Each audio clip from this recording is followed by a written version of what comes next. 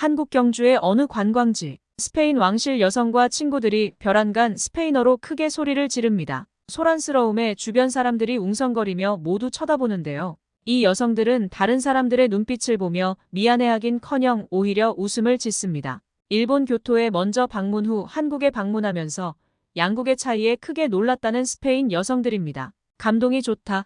오늘의 사연 시작합니다.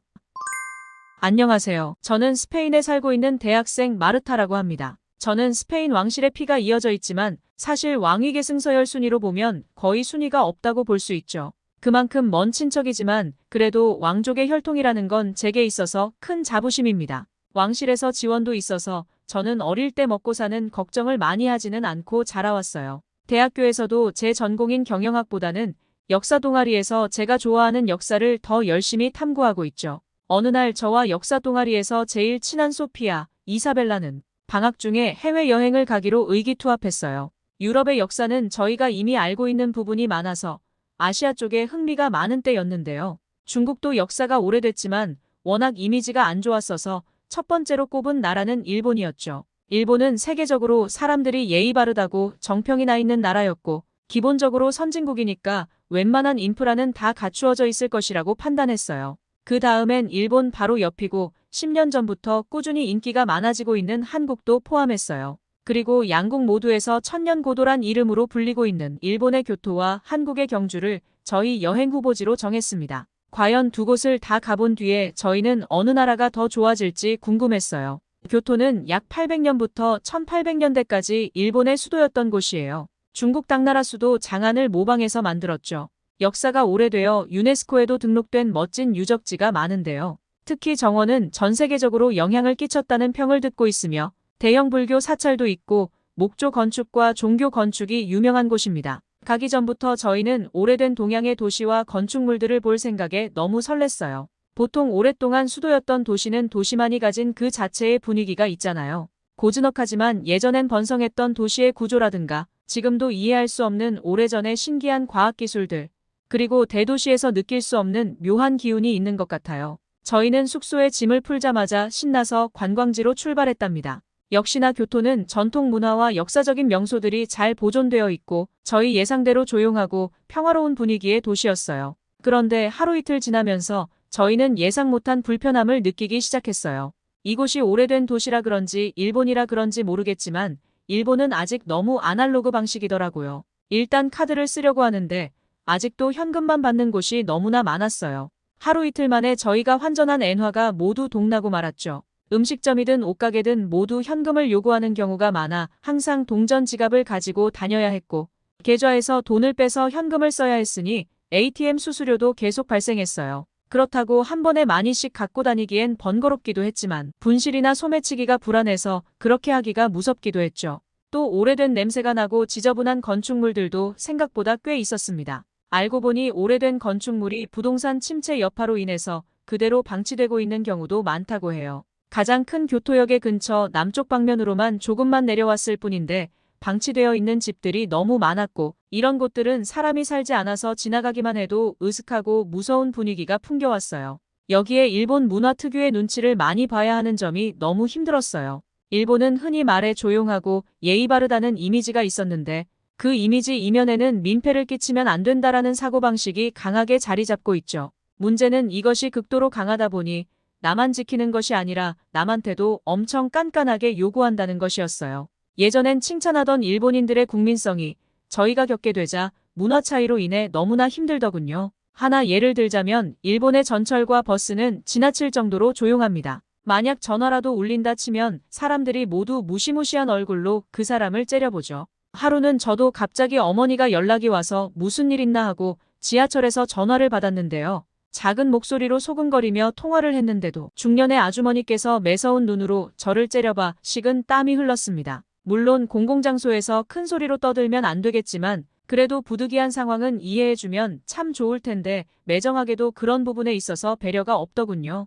그런데 일본에서의 마지막 날, 그동안 계속 불편함을 참아왔던 저희가 학을 뗀 사건이 터졌습니다. 기차를 타고 이동하던 중이었는데 한 아기가 갑자기 울음을 터뜨렸어요. 저희는 아기 울음소리가 귀여워서 그쪽을 쳐다봤고 모든 승객들도 일제히 돌아봤는데 저희 말고 다른 사람들은 귀여워서 쳐다본 것이 아닌 것 같더군요. 모두가 싸늘하고 차가운 표정으로 그들을 쳐다보는데 저희가 당사자가 아닌데도 많은 사람들의 눈빛에 소름이 돋았습니다. 대놓고 짜증을 부리거나 호통을 치는 건 아니었지만 저렇게 아무 말 없이 노려보는 게 더 무서웠어요. 마치 어느 한순간 모든 사람들이 동시에 일어나서 그 부부에게 다가갈 것 같은 소름 돋는 광경이었죠. 아기가 잘 안 달래지자 부부는 좌석 칸을 나간 뒤 중간 칸에서 아기를 달래더군요. 너무 불쌍했지만 그래도 달래져서 다행이다 했어요. 그런데 저희는 너무 놀랐습니다. 그 부부에게 열차 직원이 와서 뭐라 하더니 부부가 너무 곤란해하는데도 직원은 단호한 표정으로 고개를 가로저었습니다.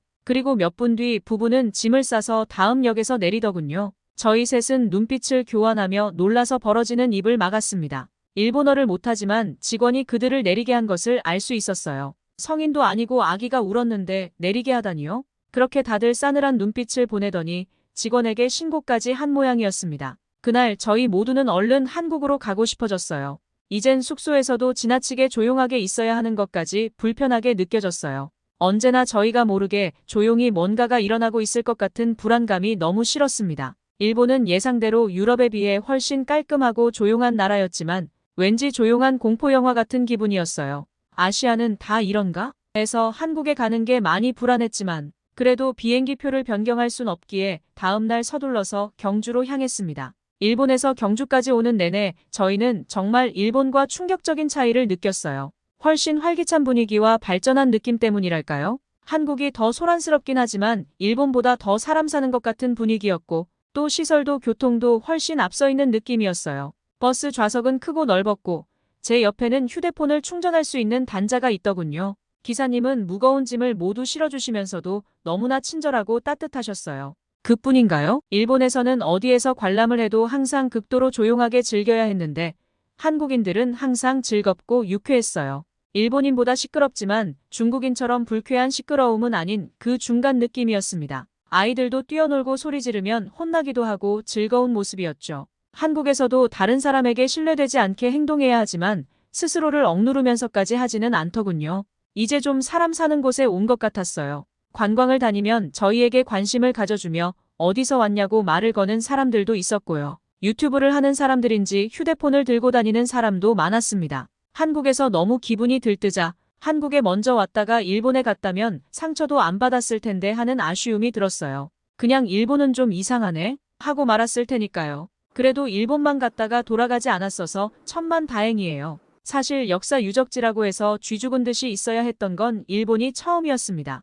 유럽에도 여러 관광지와 유적지가 많지만 그렇게 모든 곳이 다 경건해야 하는 건 아니거든요. 심지어 종교 건축물들도 모두 그렇지는 않죠. 어쨌든 경주는 저희 생각대로 정말 너무 멋진 곳이었어요. 1000년 전에 신라가 찬란한 문화를 자랑했던 도시. 수도 그 자체가 과거에서 현재로 날아온 느낌이었고 가만히 눈을 감고 있으면 제가 과거의 사람이 된 것 같았어요. 그렇게 오래전에 살던 사람들의 목소리를 듣고 있으면 어디선가 신나는 사람들의 이야기와 맛있는 간식 냄새가 저를 다시 현재로 데려다 줬죠. 이제야 저희가 역사를 즐기러 온 기분이 났어요. 경주에는 다른 한국 대도시들과 달리 높은 건물도 별로 없어서 너무 좋더군요. 건축물들뿐 아니라 도시의 구조 자체가 많이 유지되고 있는 느낌이라 이곳 경주가 한국에서 어떤 위상을 갖고 있는지 한국이 역사와 유적지를 얼마나 소중하게 생각하는지를 엿볼 수 있었어요. 그리고 밤에 돌아온 숙소에서 저희는 큰 충격을 받았습니다. 저희는 게스트하우스를 숙소로 정했는데요. 일단 게스트하우스는 너무나 깔끔했고 여기가 파티장인지 카페인지 식당인지 알 수 없을 정도로 좋았어요. 밤엔 파티룸에서 다들 신나게 노래 부르고 이야기를 나누고 술을 마셨고 다양한 간식들과 음료를 맘껏 마실 수 있었죠. 파티가 시작되자 저희는 일본에서와 너무 다른 분위기에 한껏 달아올랐어요. 이런 게 해방감인가요? 저희도 모르게 노래 부르고 스페인어로 크게 소리 질렀습니다. 그 순간 주변 사람들이 모두 저희를 쳐다봤어요. 저희는 일본에서의 경험으로 자기도 모르게 움찔하며 사람들을 둘러봤습니다. 하지만 일본인들의 눈빛이 아니었어요. 모두 신난 표정으로 저희를 바라봤고 방금 말 멋있다며 무슨 뜻이냐고 물어보더군요. 저는 다 같이 소리 지르란 의미라고 알려줬고 이내 모두 제가 했던 말을 크게 외치며 춤과 노래를 즐겼습니다. 그리고 한국은 전혀 소음 걱정을 안 해도 되더군요. 피곤한 제 친구는 먼저 올라가서 골아떨어졌는데 목조 주택이 대부분이라 방음이 잘 안 되는 일본과 달리 친구는 신나게 노는 소리도 못 듣고 잠을 잘 잤고 외부에서도 어떠한 민원도 들어오지 않아서 너무나 즐거웠습니다. 그렇게 경주에서 낮에는 타임머신 여행을, 밤에는 신나는 파티를 며칠 한 뒤 저희는 부산과 서울 중 고민을 하다 서울로 향했습니다. 서울은 요즘 전 세계에서 가장 핫한 도시이니까요.